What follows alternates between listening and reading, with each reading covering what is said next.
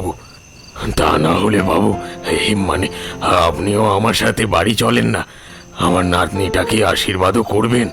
আপনার আপনার ভালোও লাগবে। এই পুরো বাড়িতে একা থাকবেন, তার চেয়ে বরং ওখানে গেলে মনটা ভালো হয়ে যাবে বাবু। না রে সাধন, এখন আর এই বাড়ি ছেড়ে কোথাও যেতে মন চায় না। আর শরীরের অবস্থাও আজকাল ভালো নেই। আমি এখানে থেকেই তোর নাতনিকে আশীর্বাদ করছি।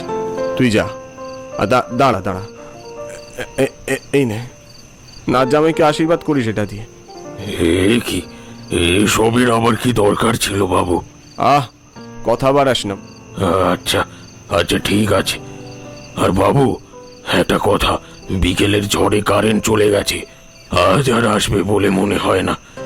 ওই বাড়ি থেকে গেলে লণ্ঠনখানা নিয়ে যাবেন কিন্তু।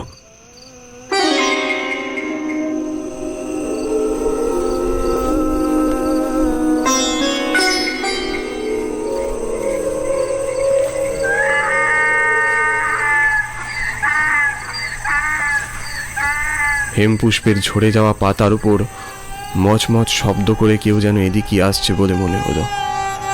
পিছন করে তাকাতেই দেখলাম কোট প্যান্ট পরা একজন ভদ্রলোক আমার সামনে এসে দাঁড়িয়েছে। জ্যোৎস্নার এক চিলতে কিরণ এসে পড়েছে লোকটার গায়ে মুখে। তাতেই দেখলাম মাথা ভর্তি কাঁচা পাকা চুল, চোখে একটা চশমা, বয়স আমার মতোই হবে। কে আপনি? ঠিক চিনলাম না তো। ভীষণ বিপদে পড়ে আপনার কাছে সাহায্য চাইছি।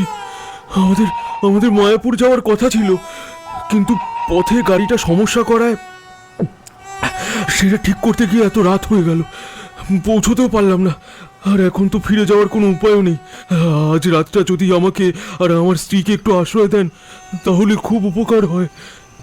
লোকটার মুখটা কোথায় যেন দেখেছি বলে মনে হলো, নইলে এতটা চেনা লাগার তো কথা নয়। হঠাৎ লোকটার সাদা ভ্রুগুলোর নিচে থাকা উজ্জ্বল চোখ দুটো দেখে এক লাফে আমার স্মৃতি গিয়ে কড়া নাড়ল সেই 28 বছর আগেকার দিনগুলোতে। মনে পড়ে গেল 28 বছর আগেই হেমপুষ্প গাছটার জায়গায় আরো একটা ছোট বকুলের চারা ছিল। সোমদত্তা, আমার প্রথম প্রেম, প্রথম ভালোবাসা। দীর্ঘ 8 বছরের আমাদের সেই মধুর সম্পর্কের পরিণতি হয়েছিল বিচ্ছেদ।